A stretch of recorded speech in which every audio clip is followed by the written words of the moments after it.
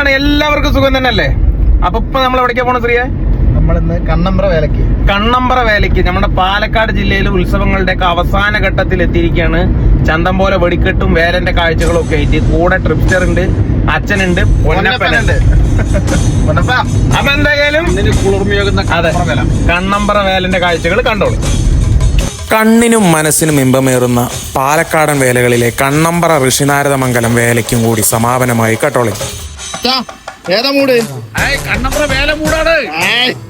അതെ, കണ്ണമ്പ്ര വേലമൂട് ആഘോഷിക്കാൻ വേണ്ടി ചന്തം പോലെ ഞങ്ങളെല്ലാവരും പോയി ചങ്ങാതിമാരിനെയും കണ്ട് വെടിക്കെട്ട് ഇപ്പൊ തുടങ്ങുമെന്ന് പറഞ്ഞ് കാത്തിരുന്നു. കുറെ നേരം ഇരുന്നിരുന്നു മണ്ട കാഞ്ഞു. ആ നേരത്താണ് കുരുത്തം കെട്ട പോലെ മഴ വന്നത്.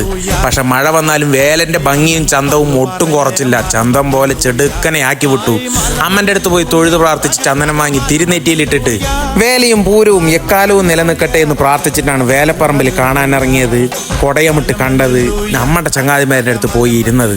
എന്തായാലും അവിടെ നിന്ന് അങ്ങോട്ട് കുരുത്തം കെട്ട മഴ കാവിൻ്റെ ഉള്ളിൽ നിർത്താണ്ട് പെയ്തു. എന്തായാലും കരിമരുന്ന് ഇപ്പൊ പൊട്ടും ഇത്തിരി കഴിഞ്ഞു പൊട്ടും പറഞ്ഞിരുന്ന് കാത്തിരുന്ന് മണ്ട കാഞ്ഞു. പക്ഷെ വേലന്റെ ചന്തവും പ്രൗഢിയും ഒട്ടും കുറഞ്ഞില്ല.